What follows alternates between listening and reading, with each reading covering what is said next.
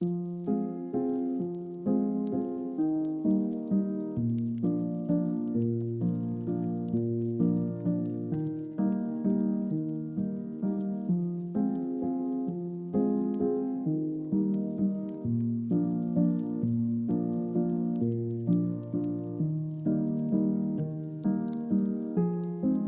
still remember the day the QSL card landed in my mailbox.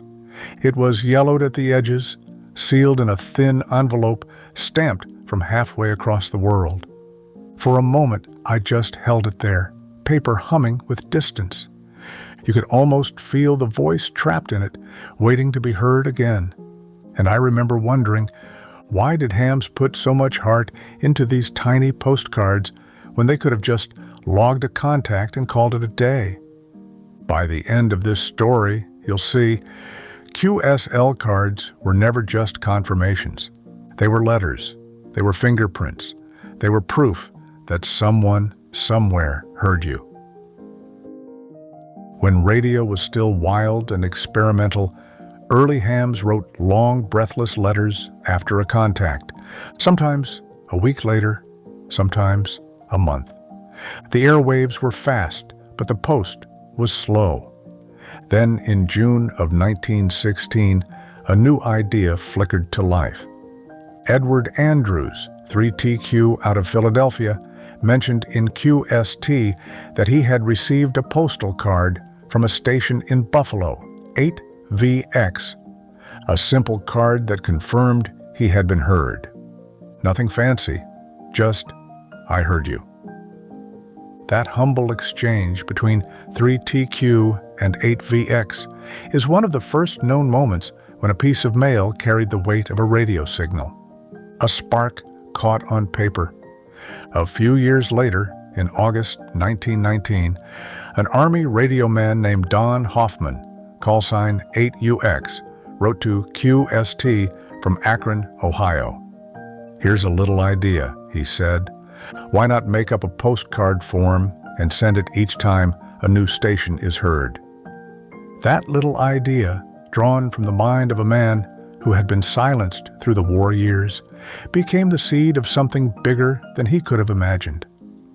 When American amateurs came back on the air after World War I, they embraced his suggestion like a signal breaking through static. These new cards were short, efficient, and deeply personal. Each one listed call signs, dates, and signal reports, and each one said, "You're not alone out there." Across the Atlantic, another ham was thinking the same thing. His name was William E.F. Bill Corsham, call sign G2UV, though most knew him by his on-air nickname, Uncle Vic. Bill was a spark-era experimenter, the kind of man who could coax music from a tangle of coils and condensers. In January 1922, he printed what many historians now consider Europe's first true QSL card, possibly the first anywhere. His gear ran on low-voltage batteries and hand-cranked generators. Sometimes, when the power ran low, he would literally wind up his supply like a phonograph to keep transmitting. His signals carried gramophone music and sometimes even live performances from local talent.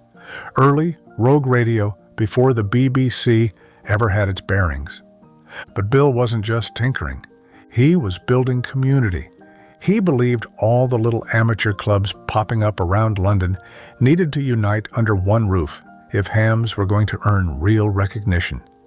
He helped merge them into the Wireless Society of London and later into what became the RSGB. And then came the broadcast that nearly got him banned. In 1924, asked to fill in for a scheduled speaker on London's 2LO transmitter, he decided to ad-lib.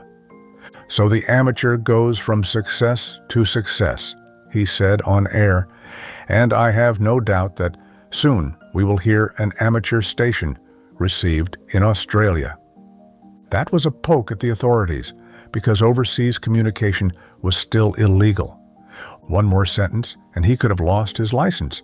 But he said it anyway. That was Bill Corsham, a polite rebel with a transmitter and a dream.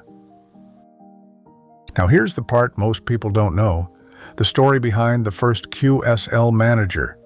His name was Cecil A. Jamblin, callsign G6BT. By 1926, British hams were drowning in postcards. Every operator wanted to trade them, but postage was expensive. Jamblin, a member of the RSGB's new transmitting and relay section, had a bright idea. What if one person acted as a clearinghouse, collecting cards, sorting them, and sending them out in bulk? He offered to do it himself, out of his home in Bury St. Edmunds. And just like that, the world's first QSL bureau was born. Jamblin's system was simple but revolutionary. Send your stack of outgoing cards to him, pay just enough to cover postage, and he would handle the rest. For young DXers, it was a miracle. They could afford to send confirmations to stations halfway around the world. That one small act, a ham offering to help other hams, planted the seed for every national and international QSL bureau that came after. You could say that Corsham invented the QSL card, and Jamblin invented the way we keep them moving. Imagine a ham in 1927 sitting by the glow of a tube receiver, jotting down a call, time, and signal report by hand. The ink smudging slightly. The house quiet except for the whisper of static. When he dropped that card in the post, it wasn't just proof of a contact. It was a promise. A handshake across the noise. By the 1930s, QSL cards had become trophies. Walls filled up with cards from every continent. Awards like DXCC and Worked All States turned them into currency for reputation. Then came World War II, and once again, the air went silent. Many of the men who had exchanged cards ended up copying coded enemy transmissions, including Bill Corsham himself, who joined Britain's radio security service to intercept Japanese messages. After the war, hams came back, carrying both memories and mailbags, and the QSL tradition, stronger than ever, became a kind of healing. By the 1950s and 60s, QSL bureaus around the world were bursting at the seams. Volunteers worked late nights sorting bundles, logging call signs, double-checking destinations. And then someone asked, what if the machine could do the paperwork for us? In 1968, a group of Finnish hams, working with their National Radio Society, built one of the first automated QSL printing systems. Using a Honeywell GE mini computer, they processed thousands of contest contacts from punch cards and printed them in bulk. Think about that. A room full of clattering card readers, ink fumes, and engineers feeding signal reports into a machine the size of a refrigerator. Long before cloud logging, those Finns were dreaming about automation. Laura Piipari, author of Atlas of QSL Cards Around the World, once told me about that project. She called it the first whisper of digital confirmation. But even she admitted that the heart of the QSL was still handwritten. She said, "You can't digitize the joy in the margin notes." And she's right. By 1998, the world went fully online.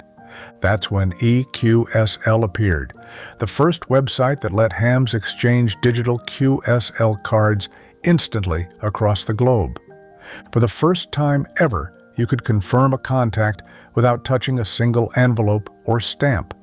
It was revolutionary. Some hams loved it, others said it felt too easy. In 2003, the ARRL launched Logbook of the World, secure, verified, global. It was fast, efficient, perfect, but it wasn't warm.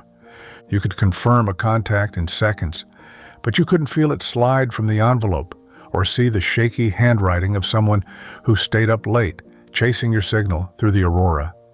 Something about waiting, about anticipating, gave the card weight. That's why some people never stopped sending them. Take Bob W8JYZ, a man who's rescued tens of thousands of QSL cards from flea markets and estate sales. He scans, archives, and preserves them so those tiny signals from the past never fade. Families have even found their grandfather's cards in his collection, messages echoing across generations. Or Laura Piipari, who looks at QSLs like an atlas of human connection. She says the handwritten comments matter most, the inside jokes, the "thanks for the QSO" scribbled in pencil. Those little imperfections are what make them alive. She once told me about that Finnish Honeywell project, the machine that printed 10,000 QSLs in a week. "We've always wanted to make it faster," she said, "but never less human." And she's right again. Mike and Becky from Ham Radio Duo are bridging that gap between digital convenience and real hold-it-in-your-hands magic.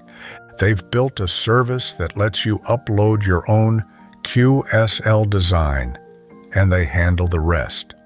Printing, postage, the whole deal. It even auto-fills the contact info and gives you room for a personal note, so you can still say thank just without the hassle. It's the perfect blend of modern ease and old-school courtesy. Proof that sending a real QSL card can still feel effortless and just as meaningful as ever. You know, for all the history behind QSL cards, the first exchanges, the early DX chasers, the proud walls covered in postcards, the magic isn't just in the past. It's still happening right now, thanks to people like Fab, VE7FBN. Back in 2002, Fab was just running a printing company called BF Technic Arts.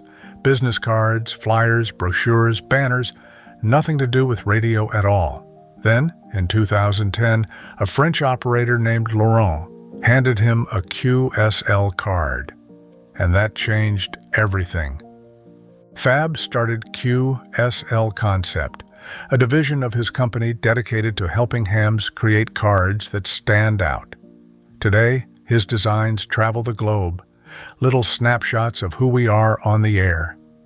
When I asked Fab if QSL cards were still relevant, he told me, "A digital log proves you made contact, but a QSL card proves you connected." And that's the point, isn't it? A bit of ink, a bit of paper, and a whole lot of humanity in the mail. And what about the EQSL cards, the electronic versions of QSL cards? It's faster and doesn't need printing nor shipping. It's true, and we notice that nowadays the paper version and the electronic version complement each other. Big loads of contacts get the EQSL, but those amazing individuals' contacts still get the printed card. Sometimes the universe sends reminders that this hobby is about more than radio. I once heard about a QSL card that showed up 20 years late. Lost, forgotten, rerouted through 3 continents, and finally delivered. When the operator opened it, it felt like shaking hands with his younger self. That's what these little rectangles do. They connect not just places, but moments. They prove that you were there, that someone heard you, and that your signal mattered. So if you've got a box of old cards tucked away somewhere, pull one out tonight. Run your fingers over the call sign. Read the ink stains, the smudges, the date. That card is more than confirmation. It's time captured in your hands. It's the sound of friendship printed on paper. Until next time, forget subscribing. Just mail me a QSL card. Or better yet, a $20 bill if you're out of cards. Hi. Either way, I'll confirm the contact and buy coffee for the next episode. That's what I call a solid 5-9 report. 7-3.